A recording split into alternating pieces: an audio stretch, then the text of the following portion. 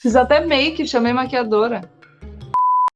Bem-vinda, bem-vindo a mais uma entrevista aqui no canal Prazer Carnal. Temos, para fechar o mês de março, mais uma mulher, uma profissional de sucesso marcante na sua área de atuação.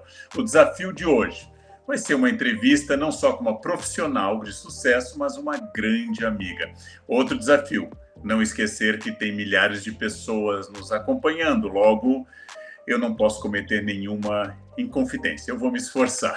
Vamos à nossa convidada. Se essa entrevista fosse há um ano, eu estaria aqui diante da doutora Gabriela, advogada, professora de Direito Penal no Mackenzie, e nós falaríamos de prisão em segunda instância, atuação da segunda turma do Supremo, liberdade de expressão e crime, suas nuances e assim por diante. Bem, passou-se um ano e agora nós podemos ir muito além. Por quê? O talento transbordou para fora das salas de aula, para fora dos tribunais e dos escritórios, e hoje Gabriela pode ser vista na TV. Ao meu lado e sozinha brilhando nas redes sociais, aqui no YouTube, em palestras, na sua coluna no jornal ou no seu clube do livro. A advogada é hoje uma das maiores influenciadoras digitais brasileiras e sempre atenta ao momento político e também de olho nas decisões jurídicas mais relevantes para o destino do país. Ela tem até um bordão, você deve conhecer: menos emoção, mais razão. Essa frase simples, direta e necessária. Em seus canais, Gabriela promove debates com personalidades variadas, que vão de Anitta até políticos das mais variadas colorações partidárias. Mas esse é só um lado. Gabriela também se tornou referência em moda, tem sua conhecida queda por sapatos. Ou seja, Gabriela Prioli uniforma impecável, conteúdo aprofundado. Uma pessoa está falando sobre um processo que ela não conhece, a partir do vazamento de apenas alguns trechos do processo. Soma-se a isso tudo um casamento perfeito com meu querido amigo DJ Thiago Mansur. E agora, acaba de chegar o mais novo integrante do clã, Bolt. Deu oi pra galera, Bolt. Esse é o seu café da manhã agora? Ele chegou para provar que não precisa ser homo sapiens para ser um influenciador no Instagram. A versatilidade da minha convidada facilita o trabalho de qualquer entrevistador. Nossa conversa vai passear por direito, política, vida pessoal, leitura, moda, pets, projetos futuros e muito mais. Vamos ver a nossa vinheta. Prazer Carnal.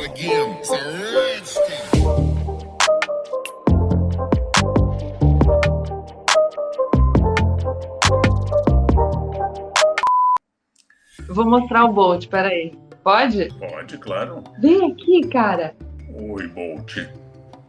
Oi, lindo. Oi, gente, eu tava dormindo. Gabriela, eu vou fazer para você a pergunta que eu fiz para Rita Von Hunt na entrevista que ela me deu aqui no canal. Quando você vai preencher um cadastro, qual é a profissão que você põe na ficha? Advogada, professora, apresentadora, influenciadora, esposa, mãe de pets? Então, Karnal, primeiro, obrigada pela minha apresentação, eu adorei. Acho que nem se eu fosse descrever a minha trajetória nesse passado recente, eu faria com tanta propriedade, com tanto brilhantismo. Gostei muito. Eu, pressionada que sou pela nossa sociedade, que valoriza de maneira diferente as ocupações que você já mencionou, ainda escrevo advogada. Por mais que hoje em dia eu seja muito menos advogada do que apresentadora, muito menos advogada do que youtuber, muito menos advogada do que influenciadora, eu tenho muito orgulho de permanecer advogada, professora, eu nunca vou abandonar essas minhas qualificações ou essas minhas atividades, mas eu escrevo advogada, eu estou tentando mudar, sabe? É uma coisa sobre a qual eu penso muito e eu acho reveladora das pressões que a gente sofre. Você sabe que quando alguém me identifica como jornalista, eu estranho, não porque jornalismo seja uma profissão estranha, mas eu não tenho formação em jornalismo.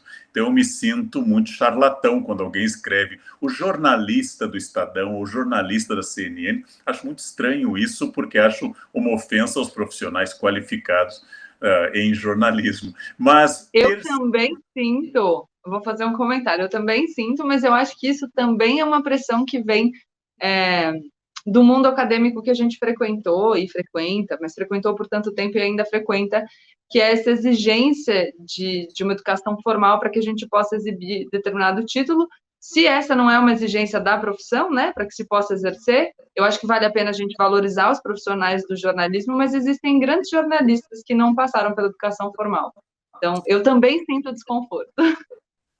Bem, como é que uma professora de direito, considerando agora as suas mais amplas atribuições, como é que você se preparou para ser influenciadora digital? Isso aconteceu. Isso simplesmente foi um fato extraordinário, ou seja, não pensado.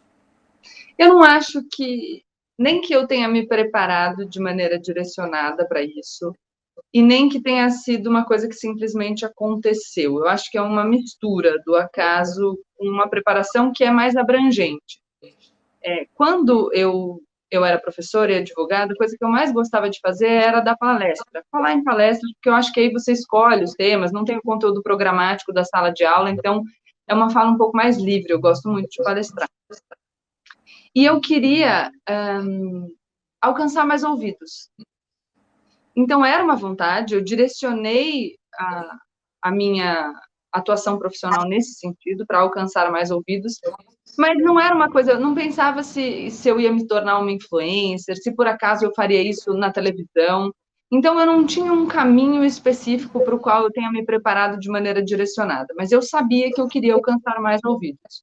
Então, acho que de maneira mais geral, mais ampla, eu me preparei sim, foi uma construção que acho que eu empreendi durante os meus anos como advogada e professora, e que eu fui amadurecendo depois de deixar o escritório e decidi que eu estruturaria uma carreira nesse sentido, na comunicação, mas não necessariamente para virar influencer. O YouTube, por exemplo, foi uma decisão que eu tomei no começo de 2020.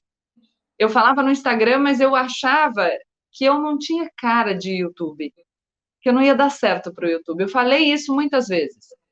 Eu não sei se eu tenho cara de YouTube. E, de repente, a coisa aconteceu, porque eu vi ali também uma chance de alcançar mais pessoas com uma mensagem que eu acho relevante.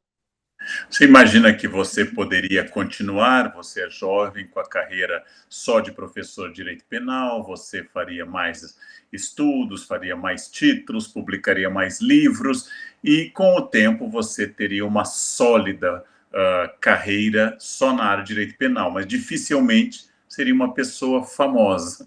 Você já tinha imaginado, então, como lidar com a fama que é mais comum quando a gente se expõe a redes sociais e à televisão? Não, nunca tinha pensado nisso, porque por mais que eu tivesse a ambição de uma carreira na comunicação bem-sucedida, eu não esperava que a coisa fosse acontecer do jeito que aconteceu. Então, talvez eu imaginasse que o processo, por ser mais lento, fosse me permitir um amadurecimento no percurso. Então, eu ia aprender a lidar com a exposição de maneira paulatina, aos pouquinhos. E então, eu nunca refleti como vai ser a minha vida. Eu, na verdade, não tenho muita consciência ainda, Karnal. Eu acho muito estranho que as pessoas que eu considerava famosas me conheçam. Eu tenho vários episódios para citar. Recentemente, a Xuxa me postou nos stories dela. E eu reagi como reage uma menina que carregou a boneca da Xuxa a vida inteira. Achei o máximo. Já falei para todo mundo assim que ela não me marcou nos stories, então muito provavelmente ela não sabe que eu sou eu. Deve ter recebido o vídeo no Zap, mas tá tudo certo. Pedi para o pessoal avisar, mandei um direct, ela ainda não me respondeu. Quando a Tata Werneck me escreveu, eu mandei para ela e falei, eu não consigo fingir costume, eu te acho o máximo. Ela falou, não, como assim? Eu que te acho o máximo. Aí eu achei mais o máximo ainda, porque ela estava falando que me achava o máximo. Eu sentar na bancada do CNN Tonight do seu lado, eu finjo costume, entendeu? A gente é amigo e tal, e aí eu falo com você como se você fosse uma pessoa normal para mim. Mas a coisa não é bem assim. Metáforas para dizer cada caso é um caso, não existe uma solução universal, existe apenas a característica central. Tem que encarar de frente e dizer, eu sou um dependente, eu preciso encarar isso. E tomar cuidado, né, Karnal, com quem propõe soluções simples para problemas que são complexos. Toda vez que eu penso que eu sou amiga do Leandro Carnal, eu acho, gente, olha que mundo louco. Eu sou amiga do Leandro Carnal. É interessante, né? Porque a primeira vez há muitos anos, quando um texto meu em vídeo ou uma fala minha foi citada em uma argumentação de um juiz do Supremo, eu fiquei muito espantado. Há muitos anos isso. É quando você mesmo parece estranhar que as pessoas conheçam ou que você se torne conhecido. Uma vez estando na cidade de Ushuaia, na Argentina, lá tem uma placa, a cidade mais meridional do planeta, diz aqui é o fim do mundo. Eu estava lá tirando foto na placa, quando alguém me disse assim, professor Leandro Carnal, eu disse, não, até no fim do mundo.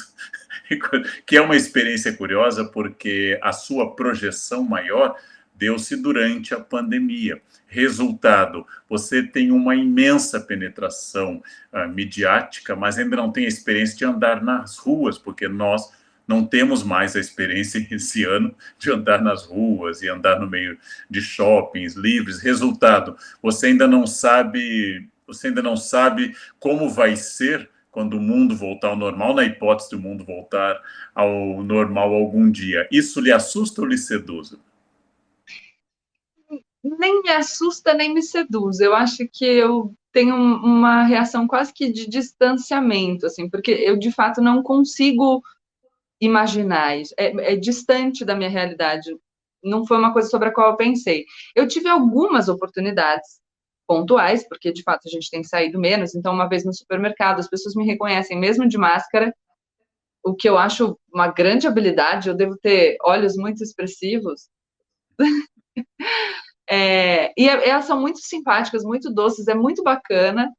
E eu já tive experiências de pessoas muito emocionadas por me encontrar e que relatam experiências extremamente positivas, assim, pelo contato com as coisas que eu falo. Então, para alguém que decidiu desenvolver uma carreira na comunicação, para alcançar as pessoas com uma mensagem que eu considero muito importante, pensando em, de alguma maneira, mudar a vida dessas pessoas para melhor, receber esse tipo de feedback com um contato pessoal nessas oportunidades que eu tive, é das coisas mais maravilhosas que eu já senti, verdadeiramente eu estou dizendo isso, e eu saí dessas experiências muito grata, mas quase que vivendo uma ficção, sabe? É como se aquilo não fosse realidade, de tão uau! E eu fico pensando, e eu tento me humanizar o máximo que eu consigo, porque a pessoa está, de fato, emocionada por me encontrar. E eu acho que a minha comunicação é tão desenvolvida num sentido de eu sou como vocês, sou, sabe, horizontal, tudo certo, passo pelas mesmas dores, pelas mesmas dúvidas. E aí você adquirir essa importância na vida de alguém é muito, muito legal, mas muito doido, assim. Eu não sei como vai ser se isso acontecer em maior número, assim, mais vezes quando a gente voltar ao normal, se a gente voltar ao normal. Eu fico mais perturbado quando me reconhecem na rua. Às vezes eu volto a CNN a pé aqui para casa, quando eu estou de chapéu, panamá, óculos escuros e máscara. Como é possível? Não, mas é o chapéu panamá que me disseram que Tá. vira uma assinatura. Apesar da minha voz ser a minha assinatura. Se eu falo alguma coisa, as pessoas identificam. Mas eu acho isso admirável também, porque eu mal reconheço as pessoas que estão sem máscara, porque elas sempre são muito diferentes ao vivo do que numa televisão, por exemplo. Bem, voltando ao nosso tema, aqui no Brasil, todo mundo é especialista em tudo. Antigamente éramos mais de 200 milhões de técnicos de futebol, agora somos 210 milhões de especialistas em direito constitucional, em virologia. Aí você entra num ringue em que todos são pesos pesados, campeões extra experientes, independente do conhecimento, e você pede calma. No ambiente de ódio e agressividade, você está desenvolvendo uma função quase iluminista, ou seja, vamos responder o que é o conhecimento de fato, sem paixão. Você avalia a sua missão como essa, como iluminismo de massas, ou seja, trazer equilíbrio e racionalidade ao debate? Eu acho que sim, pode parecer meio presunçoso, né? Mas o que eu quero é garantir que as pessoas tenham mais autonomia. E a gente só consegue ter mais autonomia com equilíbrio e racionalidade, que não é uma racionalidade absoluta. Eu preciso sempre pontuar isso, porque eu digo menos emoção e mais razão, e não só razão. A gente não é só razão, a gente é emoção, e a gente é emoção mesmo quando a gente não percebe. Quando eu falo dos vieses cognitivos, eu estou falando disso, só que a gente conseguiu descobrir com racionalidade que nós temos vieses cognitivos. Isso significa que se a gente não conseguir neutralizar o impacto que tem esses vieses sobre o nosso comportamento, a gente consegue, pelo menos conscientes dessas nossas inclinações, aprimorar a nossa compreensão do mundo e aí se comportar melhor a partir de um aprimoramento de compreensão. Porque o mundo é como ele não se importa com a nossa opinião sobre ele. Se a gente continuar avaliando as coisas de maneira equivocada, a gente vai tomar más decisões erradas. E o que eu sinto é que a gente viveu, eu falo desses 200 milhões de especialistas, eu acho que tem um fenômeno aí que é o fato de que durante muito tempo a dúvida foi ridicularizada. Assumir a própria ignorância passou a ser um atestado de uma baixeza moral, quase, uma insignificância de existência. E ao inverso disso, eu sempre falo, tem muito mais coisas sobre as quais a gente não sabe do que coisas sobre as quais a gente sabe. E isso serve, inclusive, para uma pessoa como você, Leandro Carnal, que para mim é muito, muito, muito sabido.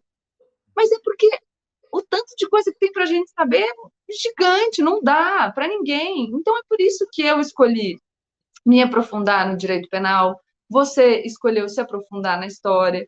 E claro que a gente pode se aprofundar em outros assuntos e ampliar o nosso repertório, é bom, inclusive, que a gente faça isso, mas a gente precisa ter consciência das nossas limitações, e a consciência delas não nos faz pessoas piores, pelo contrário, nos faz pessoas melhores. E acho que isso é o que eu quero passar para as pessoas. O ridículo é não perguntar e permanecer sem saber. O ridículo é se iludir a respeito da própria ignorância e achar que você pode saber tudo sobre todas as coisas. Porque isso significa que você vai viver pior. Exatamente essa é a postura iluminista do Kant, naquele pequeno texto que é o esclarecimento. Ouse entender. E aí essa ousadia de saber, você tem razão.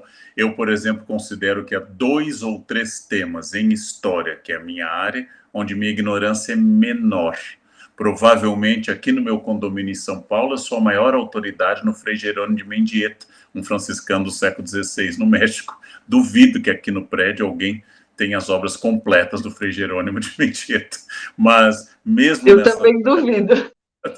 Mesmo nessas áreas, tem muitas lacunas. Como você diz, sempre há mais aquilo que a gente não sabe. Eu só sinto vergonha porque às vezes me fazem perguntas de história e às vezes aparece um conceito, um nome, uma ideia, um recurso analítico que eu nunca ouvi falar, porque é claro que eu não sei tudo. E é claro que eu não sei sequer a maioria, mas quando falam de uma coisa que eu nunca ouvi falar, eu sinto vergonha. Como se, assim, é claro que eu não sei, mas eu já ouvi falar bastante da dinastia Tang na China. Sei 2 ou 3 coisas, mas eu já ouvi falar. Agora, quando alguém cita algo que eu nunca ouvi falar, eu fico, meu Deus, nunca termina, né? Nunca termina. Mas nunca termina. Mas eu que não sou o Leandro Carnal, vou colocar aqui, que eu não sinto, sabe? Tem muitas coisas sobre as quais eu nunca ouvi falar. E eu acho que a gente sentir esse incômodo por nunca ter ouvido falar é bom. Porque isso é o que alimenta a nossa curiosidade e é o que nos permite ampliar o nosso repertório. Essa postura ativa de busca pelo conhecimento é fundamental. A gente nunca pode falar, então tá bom, a ignorância não é um defeito, a gente não sabe todas as coisas mesmo, então vamos ficar aqui. Não, é o inverso, eu ouso entender, vamos buscar. E um vamos buscar também é autônomo e independente, que não é sair por aí repetindo o que é dito, é formar o seu posicionamento sobre o mundo. Porque a tua interação com o universo, com as coisas, também tem um papel, né? Então, eu acho que isso é muito importante. A gente tem uma ilusão de não ignorância que é alimentada por uma repetição de pensamentos prontos. E esse é o caminho para uma existência servil e manipulada, que é aquilo que eu acho, enfim, que eu luto contra, porque é muito legal a gente buscar uma existência independente, autônoma, que seja a nossa existência, e não uma instrumentalização que o outro faz de nós. Você sabe que eu conhecia muito um casal de antigos professores da USP que tinha um costume sádico que foi revelado em uma festa a mim, que eles pegavam colegas sólidos, titulares das suas áreas e inventavam o título de um livro e perguntavam se a pessoa conhecia.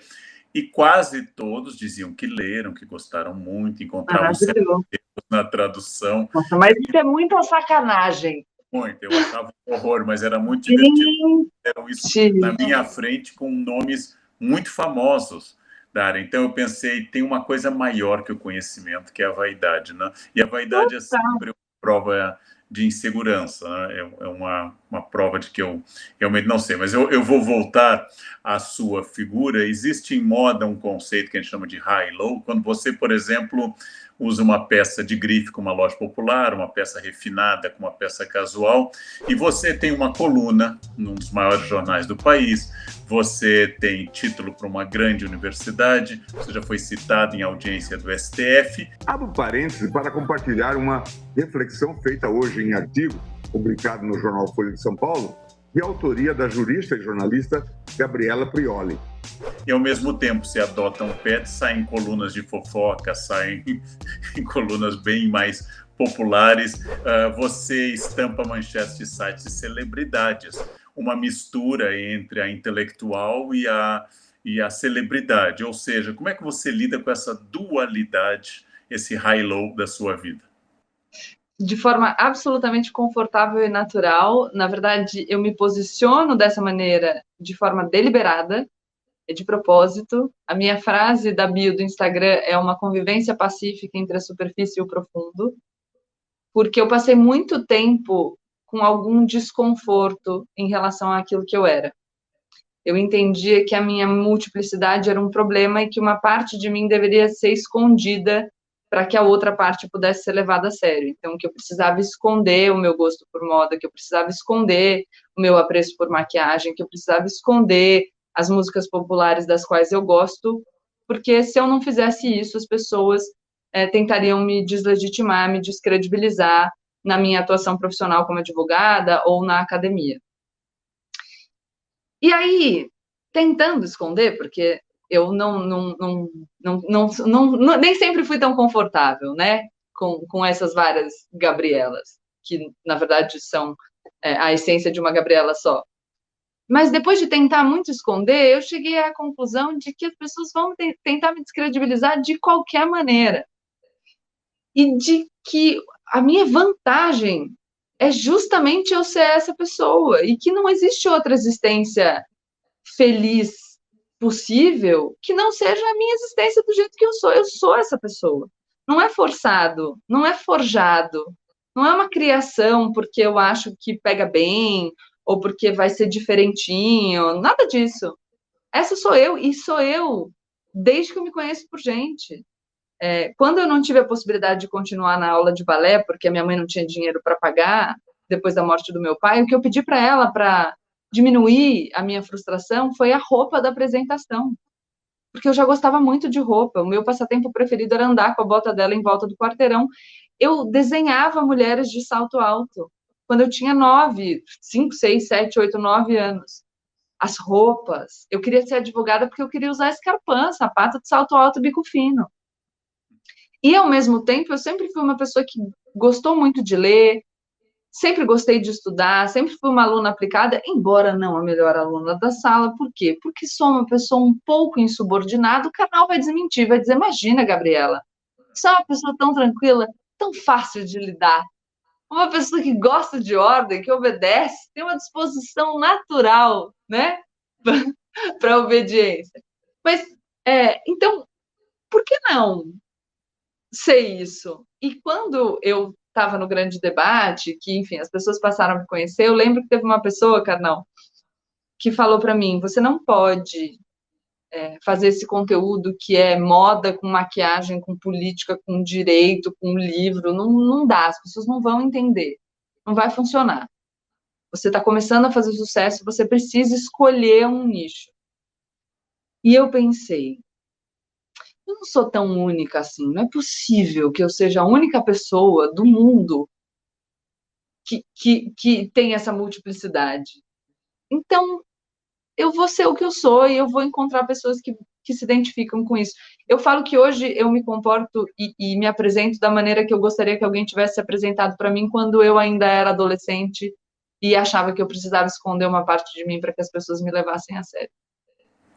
Eu lembro de um exemplo para você, que seria o escritor Oscar Wilde, que além dos livros geniais, era um homem que tinha uma preocupação com a roupa e com a elegância, era um dandy, era um árbitro de moda extraordinário, mas tem muitas pessoas assim. Agora, particularmente, eu acho, não sei se na área de direito, mas na área de humanas, é sempre a ideia de que pessoas sérias, pessoas dedicadas, elas são uma apresentação ruim ou que a beleza atrapalha a inteligência. E como você é um exemplo para muitas mulheres, você tem que carregar esse, vamos chamar de estigma, na falta de uma melhor expressão, que é um estigma curioso, né, porque apresenta duas virtudes: ser uma mulher bonita, cujo principal ativo é a inteligência. Então, esse estigma parece um pouco problemático, mas seria isso que você passa? Quer dizer, qual é o perfil dos seus seguidores, das suas seguidoras, já que esse seu ativo é duplo? Eu acho que não tem nem tanto a ver com essa coisa de ser uma mulher bonita, principalmente porque eu sempre digo que o ser bonito é subjetivo, né? Ser bonito segundo um padrão que foi construído pela nossa sociedade. A beleza está nos olhos de quem vê. Eu sou bonita para alguns, para outros não. Eu sou bonita em determinado espaço de tempo e lugar, em outros não também. O que eu acho é que o pessoal que se identifica comigo é um pessoal que está buscando essa apropriação de si. É abraçar as próprias características, que não precisam ser as mesmas que as minhas. E eu faço questão de pontuar isso. Quando eu digo que eu invoco o direito de me vestir para o meu programa ou para o tribunal, eu ia para o tribunal de saia cor-de-rosa, tá? Para quem não sabe, minhas roupas como advogada já eram belíssimas, para o meu gosto. Mas quando eu invoco essa minha prerrogativa de poder me apresentar do jeito que me faz sentir confortável, eu não estou dizendo que as pessoas precisam se apresentar dessa mesma maneira. O que eu estou dizendo é: vistam aquilo que faz com que vocês se sintam confortáveis. Sejam aquilo que os deixa confortáveis. Existam da maneira que vocês quiserem. Se você não está fazendo mal para o outro, não faça mal para si por cortar um pedaço da sua existência. Então, eu percebo muitas mulheres que se sentiram legitimadas, eu recebo muitos relatos nesse sentido, eu passei a usar minhas roupas porque você se coloca, e aí quando alguém vem dizer que eu não posso usar essa roupa e ser inteligente, eu falo: olha lá, Prioli, tá lá usando as roupas dela, deixa a gente. Eu tenho um público maravilhoso da comunidade LGBTQIA+, que se sente também representado, porque durante muito tempo teve que esconder uma parte, ainda tem, né, da sua própria existência, a questão de como se veste, de como se comporta. Então, você precisa caminhar nesse espaço muito estreito de existência para que vocês possam existir e não serem deslegitimados. Então, é aquela coisa, né? Tudo bem, não tem problema ser gay, mas não precisa ser afeminado, né? Então, tudo bem que você exista, desde que você se conforme com o padrão que eu vou impor à sua existência. Acho que o público que se identifica comigo é esse, e tem muita gente, claro, que fala da minha maneira de dizer as coisas, que é uma maneira fácil. Eu tento o máximo que eu posso falar de maneira compreensível pelo maior número de pessoas, porque é isso, eu quero atingir mais ouvidos, e eu tento, ao máximo, falar de uma maneira mais serena, principalmente porque eu sei quanto é difícil reagir a esses discursos que nos provocam de maneira emocional. Você que me conhece bem sabe, eu sou uma pessoa super emotiva. Eu tenho que cuidar o tempo todo das minhas emoções. Então, quando eu falo menos emoção e mais razão, é o recado que eu dou para mim. É o cuidado que eu tenho que tomar para que eu consiga viver a vida com maior clareza, e é por isso que eu falo isso para as pessoas. Eu compartilho com as pessoas aquilo que eu acho que é bom para mim. Sabe que existia uma professora muito amiga minha, já falecida, especialista em história demográfica, e um dia um órgão da imprensa fez uma reportagem sobre mentes que malham. E essa professora tinha um personal, ela inclusive vinha de uma família com recursos altos, ela tinha um personal e ela deu a entrevista com uma grande historiadora e falou que tinha um personal. Isso foi tema na USP. Houve uma professora que na nossa sala disse que ela prestou um desserviço ao conhecimento. Porque ela tinha um personal? Porque ela tinha um personal e ela malhava. Então, isto é que a sua área é um pouquinho ainda diferente. Na área de humanas, houve um largo período em que maquiagem ou roupa bonita ou cuidados com o corpo era um sinal de uma opção burguesa, conservadora e assim por diante. A área não é diferente, não, canal. O povo me ridicularizou demais. Nossa, até hoje me ridiculariza. O povo falava das minhas roupas pelas costas. E aí eu tinha uma estratégia ótima. Quando eu sabia que alguém estava falando das minhas roupas, eu cruzava com a pessoa e falava assim: gente, você viu que linda minha blusa? É tal marca. Eu fazia de propósito, que é só porque eu sou chatinha. E quando eu fui para a televisão, na verdade, quando eu comecei a falar no Instagram, que as pessoas não sabiam do convite para a televisão ainda, mas, ai, é ridículo. A gente sempre soube que ela era essa pessoa fútil, a gente sempre soube que o que ela queria era aparecer, a gente sempre soube que não tinha nada, que era tudo uma farsa, que não... E esses dias um advogado antigo, bem antigo, desses assim, dos mais bambambãs do direito penal, um grande professor, que eu não vou dizer quem é, mandou, falou: pô, tem um povo ali que tem uma inveja de você. E eu falei: mas por quê, professor? E ele falou: eu te defendo. Eu falei: por quê? Ele falou: ah, eu sinto. Assim, mas então tem gente que ridiculariza, tem gente que acha o máximo, e tá tudo bem, entendeu? Nem eu gosto de mim todo dia. É muita pretensão minha querer que todo mundo goste. Tá tudo certo. Mas eu vou falar de alguém que gosta de você sempre, todo dia, o Boltz. Fala, eu gosto de você todo dia, mas menos quando você me acorda. Você voltou. Como é que ele entrou para o clã Prioli Mansur? Então, a gente já tinha pensado em adotar um cachorrinho há bastante tempo, a gente ficava sempre aí, vamos, não vamos, vamos, não vamos. E eu sou amiga da Luísa Mel, sigo a Luísa Mel nas redes, e aí um belo dia, uma noite, na verdade, de uma quarta-feira, se eu não me engano, eu me deparei com o Bolt nos stories dela. O Bolt tinha acabado de ficar, enfim, livre para ser adotado, porque ele teve uma sinomose, então ele foi resgatado pelo Instituto em novembro, e aí permaneceu todo o tempo, até março, que foi quando a gente adotou, hospitalizado, porque ele negativou para a doença que ele teve, que é a sinomose, só no final de fevereiro. E o Bolt ficou com sequelas da sinomose, então ele tem alguns espasmos que chama mioclonia, ele mexe a patinha, a cabeça, é um problema neurológico, e tem alguma dificuldade de andar e tal. E aí eu vi o Bolt nos stories da Luísa, e uma pessoa menos emoção e mais razão, né? Saí correndo do segundo andar da minha casa, atropelando tudo, eu tava pronta para entrar no banho. Falei: Tiago, eu encontrei o nosso cachorro. E aí eu falei para ele: olha só que lindo. E ele se apaixonou nos stories. E aí eu mandei mensagem para a Luísa no WhatsApp, no Instagram, em todos os lugares. E eu falei: ele está disponível, porque eu achei. Ontem eu até estava passeando com ele, uma pessoa me disse assim: ai, que bom que você adotou, porque no geral ninguém adota, né, cachorro com sequela. E aí eu falo: beleza, tá nos olhos de quem vê. Porque para mim, se eu não tivesse corrido, saído sem roupa pela casa antes de entrar no banho, alguém teria adotado ele no mesmo minuto, porque para mim ele é o cachorro mais lindo, mais especial, mais maravilhoso, e haveria uma disputa acirrada por quem levaria o Bolt para casa. E aí, 2 dias depois, a gente foi conhecer o Bolt no abrigo. Ele foi bem receoso no início. Não, ele é meio desconfiado. Agora ele está menos. Mas ele ficou com a veterinária, ficou com a Luísa, depois ele ficou mais comigo. E aí ele já veio com a gente para casa e está aqui desde então. Coisa mais deliciosa do mundo. Ele é, assim, inacreditável. E agora? Vem, cara. Vem, cara. É o cachorrinho mais fofo, a gente tá apaixonado. Oi, meu amor! O Thiago, que nem era o mais entusiasmado, assim, não dá pra descrever o quanto o Thiago é apaixonado pelo cachorro. Ih, cara! É o rabo de helicóptero! Ontem o Thiago tava com ele no sofá, ele falou: olha. Eu falei: o quê, Thiago? Olha aqui. O que foi? Ele tá dormindo de boca aberta. Eu falei: ah, não.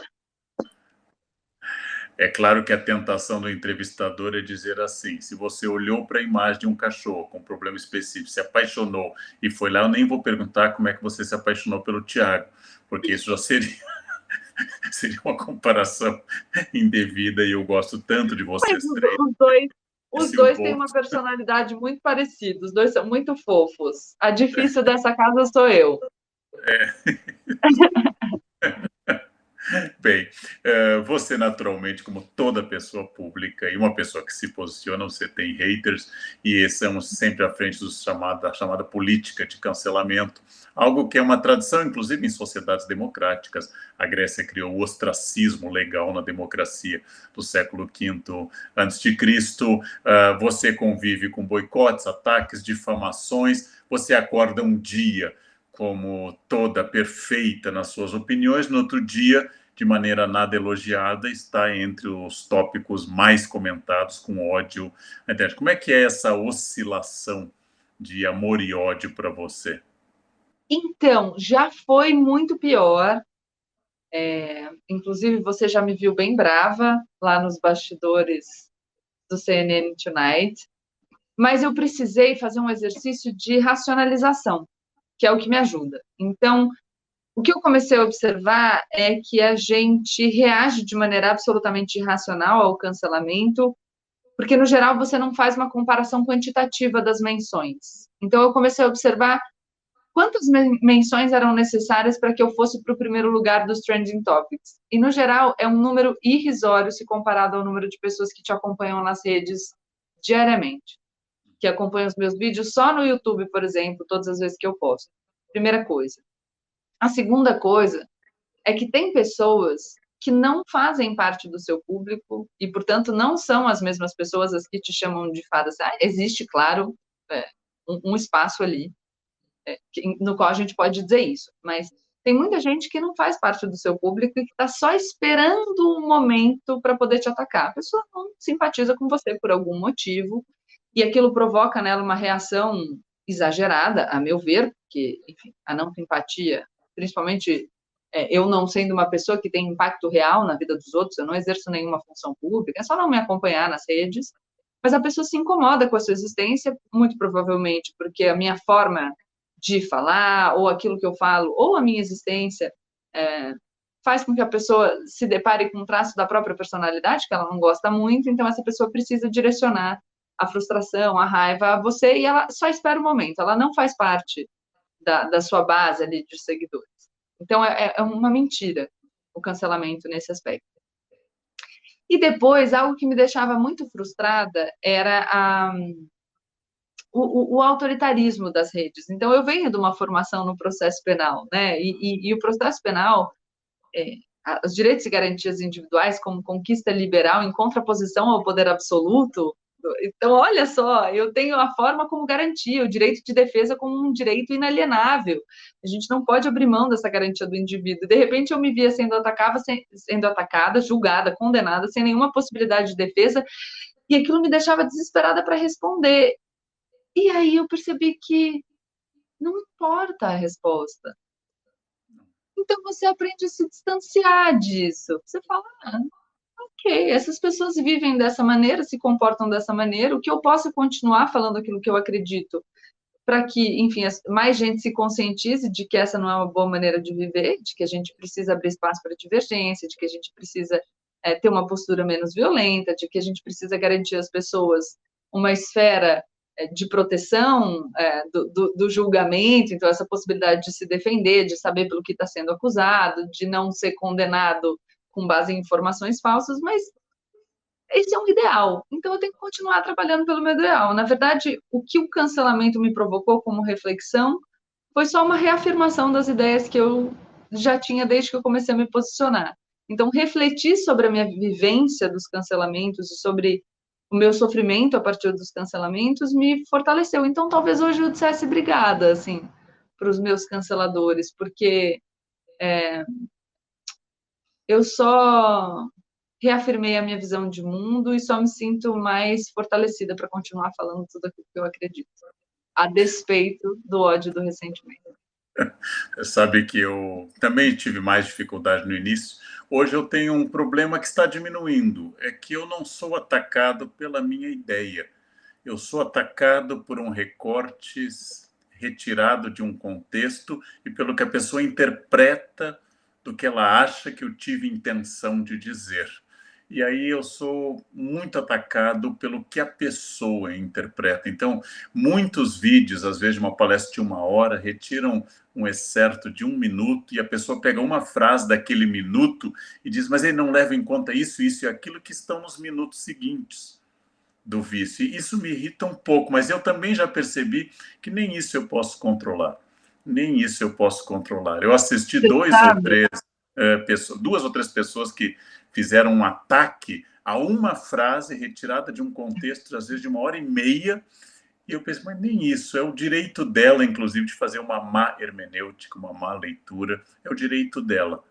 Você ia Aí, falar? Karnal, você falou hermenêutica, essa pessoa não vai nem entender o que você falou, qual foi a crítica que você fez a ela, que né, não consegue, não tem capacidade cognitiva nem para assistir 1 hora de vídeo, vai entender hermenêutica, Karnal. Você tem que ajudar os seus haters.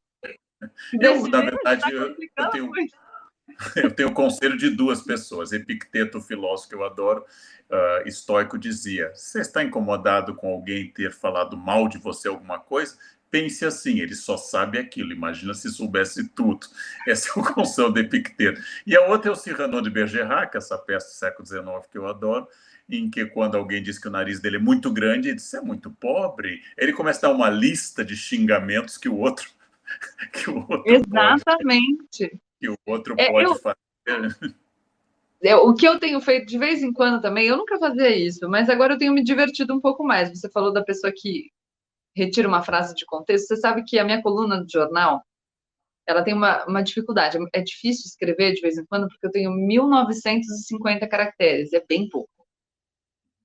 Você falou de um vídeo de 1 hora. 1950 caracteres é assim, 2 mini coluninhas. Você sabe bem. E aí eu escrevi uma coluna recentemente e a pessoa falou mal de mim pelo título. Ela não leu nem 1950 caracteres. Pô, sabe? Aí eu fico frustrada porque eu penso, eu merecia mais. Me critica pelo texto que eu escrevi, só 5 parágrafos. Mas aí seria uma hermenêutica Twitter, né? Você só consegue ler aquele conjunto. Mas é difícil mesmo. E eu acho que hoje faz parte, aliás, um conhecido meu, que eu troco muita informação, o Sakamoto, ele diz, muito cuidado, tudo que você diz tem que estar até o 2º ou 3º parágrafo. A partir daí, você não será mais lido. Eu acho que isso é importante. Mas eu queria tocar num ponto final, porque é uma das paixões que nos une. Você é uma entusiasta da leitura, uma leitora ávida, e seu amor pelos livros levou a um projeto, o Clube do Livro, que completa agora 1 ano. Como é que foi essa experiência de ser uma orientadora de leituras e participar de um longo e exitoso projeto de Clube de Livro? Foi fantástico. Vou te contar um pouco a minha história com os livros, porque eu acho que é uma história muito interessante. Eu perdi meu pai com 6 anos. E eu comecei... minha mãe sempre nos encorajou a ler, ela lia muitas histórias para gente. Quando a gente começou a ter as leituras obrigatórias na escola, ela dizia que a gente precisava ler o que a gente gostasse, para a gente não associar a leitura a algo ruim. Então, se por acaso a gente começasse a ler um livro e não gostasse de jeito nenhum, ela lia e contava a história para que a gente pudesse fazer a prova. Então, sempre a leitura foi para mim um momento de prazer. Mas aí, quando eu me percebo adolescente, e aí com as minhas crises existenciais da adolescência, e muita saudade do meu pai, eu decido buscar os livros que ele tinha em casa para entender melhor quem ele era. Porque a gente tem 1 hora, Karnal, que você começa a esquecer, você não sabe mais se aquilo é sua memória ou se alguém te falou sobre aquilo. E é um momento muito delicado, assim, porque você percebe que a pessoa está se apagando. E a gente não quer perder, né? Porque, enfim, meu pai. E aí eu comecei a buscar os livros dele e eu lembro as minhas primeiras leituras, então ele tinha O Príncipe, do Maquiavel, ele tinha os ensaios de Montaigne, até hoje os ensaios, por exemplo, outro dia eu peguei de novo e tem algumas frases que eu lembro de cor. Tem uma hora que ele cita Sêneca, que ele fala: o que não havemos de temer se receamos o que a própria covardia escolhe como refúgio. Em outro texto ele diz que a paixão que se deixa saborear e digerir mal merece ser assim nomeada. Eu li também o Elogio da Loucura, do Erasmo de Roterdã, que tinha lá, nessa coleção também dos Pensadores, a Utopia, do Thomas More. E aí eu fui seguindo pelos livros que ele tinha e partindo para outras leituras. Ele gostava de Orwell, ele gostava de Zola. E eu acho que a leitura me permitiu... Eu sempre achei que o meu diferencial veio da leitura. Então, quando eu me destaco na advocacia, eu sempre digo que a minha capacidade de ler as pessoas, de saber como interagir com as pessoas, vem da minha compreensão das personagens que me foram apresentadas pela literatura. A literatura é uma chance da gente conhecer o outro e se conhecer melhor. Então, eu amadureci com os livros. Os livros foram os meus amigos da juventude. E continuaram a ser meus amigos. Durante toda a minha existência, imagino que serão meus amigos. Você fala uma coisa muito interessante, que é uma velhice na companhia dos livros nunca é uma velhice solitária, porque o livro é sempre uma companhia possível. E nesse mundo em que a gente tem uma ridicularização da dúvida e da consciência da própria ignorância, a leitura é antídoto. Porque esse comportamento que a gente diz que as pessoas precisam adotar para garantir uma existência mais autônoma, que é de alimentar a própria curiosidade, buscar as respostas para as próprias dúvidas, é um comportamento que nos leva para a leitura, porque a gente encontra as respostas nos livros. E eu sei que às vezes é difícil começar. Então, quando eu abro o meu Instagram, o meu primeiro projeto de Instagram era o Café com Letras, era uma hashtag e a gente postava trechos de livros e ia compartilhando. E daí nasce a ideia do Clube do Livro. Então, eu vou pensar numa lista de livros e naquele momento específico, eu vindo do comentário político, a gente faz uma curadoria, eu faço uma curadoria, uma lista de livros que é mais voltada para esse assunto. E eu penso, eu vou formar um grupo para que a gente possa discutir as nossas leituras. A frase que eu uso é: leitores sempre estão à procura de interlocutores. A gente está sempre procurando alguém que lê o mesmo livro para poder trocar ideia. Eu tinha uma coisa interessante que fazia com os meus amigos, que era eu ligava para as pessoas para discutir o assunto, e muitas vezes eu falava: calma, do que você está falando? Porque eu estava tão empolgada, e dessa minha vontade de compartilhar é que nasce a minha decoreba dos trechos dos livros. Então, eu sei trechos decorados dos meus livros preferidos porque eu quero poder trocar com as pessoas. Quando a gente se encontra no mundo pós-pandemia e você fala do Eros e Psique, você fala da poesia do Fernando Pessoa, e eu falo: meu Deus, ele decorou a mesma poesia que eu. Então, com a Lenda que Dormiu, Uma Princesa Encantada, eu estava assim, feliz da vida. Isso é muito legal. E isso que eu queria que as pessoas pudessem ter o prazer de sentir, porque encontrar, assim, aquele momento que você encontra a resposta no livro, é um momento que não tem comparação, é muito legal. E poder debater com as pessoas, formar amizades, tendo isso como alicerce, tendo a leitura como alicerce, construir relacionamentos. Eu tenho casais que se formaram no meu clube do livro. É fantástico. Então, o que eu digo é, eu quis compartilhar a minha experiência com outras pessoas. No fim das contas, toda a minha comunicação é nesse sentido. E foi um projeto extremamente bem sucedido. As pessoas também me contam histórias maravilhosas de que elas conseguiram cultivar a leitura com a própria família, de que os pais, ou enfim, alguém que falou: não acredito que você vai entrar num clube de leitura, que bobeira, e de repente percebeu a empolgação da pessoa e decidiu ler junto.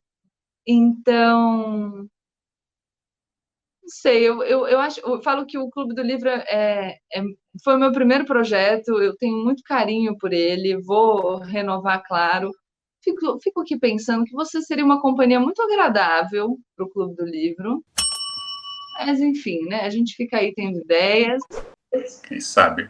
Quem sabe? Como disse o bom ladrão Jesus, quando estiveres no paraíso, lembra-te de mim. É muito legal o Clube do Livro. O pessoal é muito empolgado. Eles estão ansiosos para a versão 2021. Eu tenho quase 6 mil alunos no clube. E é um projeto que me orgulha muito. E por essa história pessoal com a leitura, que tem muito a ver com essa construção de uma relação com o meu pai que não estava ali, é um projeto muito afetivo. Sei lá, acho que a minha relação com a leitura talvez seja a relação mais bonita que eu construí na vida, assim. Então, essa decisão de compartilhar isso com as pessoas, e das pessoas terem topado, entendeu? Compartilhar isso comigo, é o máximo. As pessoas me perguntam assim, como é trabalhar com a Gabriela. Você tem que ser relativamente psicanalizado e ter certeza do que você quer, porque como a Gabriela tem muita força, é uma menina livre, e eu acho que essa é a sua maior virtude, que as pessoas pouco conhecem, né? Você é uma pessoa livre, livre nos seus medos, inclusive, livre nas suas inseguranças, livre na sua vaidade, livre quando você olha para o seu sapato como se fosse o Santo Graal e fica admirando e mostrando aos outros sem nenhuma restrição. Então você tem que ser bem resolvido, porque as pessoas que não são bem resolvidas vão acusá-la exatamente estar ocupando a biografia e o trajeto biográfico que elas não conseguem. Por isso é um prazer, eu acho, que ter esse contato com você, pela sua, não só pela sua potência criadora, pelo seu impulso criador e seu olhar, mas também pela sua liberdade. Quer dizer, eu sou uma pessoa menos passional do que você, eu acredito. Talvez seja a idade também, é uma diferença grande, talvez seja gênero, talvez seja formação, talvez seja genética, você tem sangue italiano, mas com o tempo a gente vai aprendendo coisas. Mas eu acho que o principal elemento é que é preciso ser minimamente estável e ter seu próprio projeto, ou a pessoa vai lhe acusar da dor que ela sente, porque você tem o dom de ser um espelho muito forte para a maioria das pessoas, né? E ser livre é um grande privilégio. Gabriela, só uma coisa não nos torna livres, que é o tempo, e eu agradeço muito esse privilégio de conversar também aqui sobre você, sobre os seus projetos, e que as pessoas possam conhecê-la mais como eu conheço, e poderem ver que sim, a Gabriela é tudo isso que você imagina, e muito mais, Quer dizer, a convivência com você tem sido, agora em breve faremos um ano, né, que nos encontramos a primeira vez, e tem sido muito interessante, tem sido muito boa. Eu espero que continuemos crescendo nessa relação. Então, muito obrigado por ter aceitado essa entrevista e que a gente continue firme na nossa liberdade, ou na busca dessa liberdade, Gabriela. No privilégio é todo meu, eu que agradeço. No que depender de mim, a gente vai continuar, enfim, com essa relação por muito, muito tempo, sempre livres. E aí, para o pessoal que está assistindo, eu queria dizer que essa existência livre me permitiu muitas coisas, como, por exemplo, ficar amiga do Leandro Carnal. Então, assim, sejam livres, que é certeza do sucesso. Até logo. Prazer, Carnal.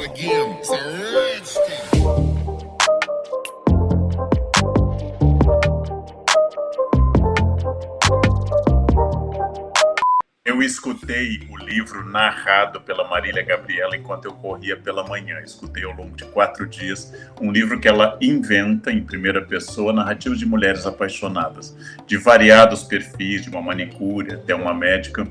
E depois eu liguei para Marília Gabriela e comecei a conversar. E disse assim: Maria Gabriela, você confirma a ideia do Chaucer, da mulher de Bath, que o grande sonho feminino é o controle e não o amor, que é o que a mulher de Bath diz no século XIV, né?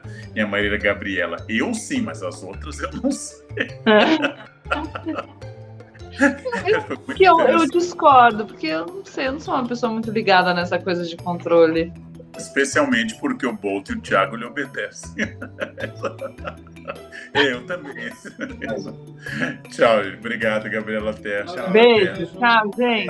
Até amanhã. Tchau. Até. Tem amanhã.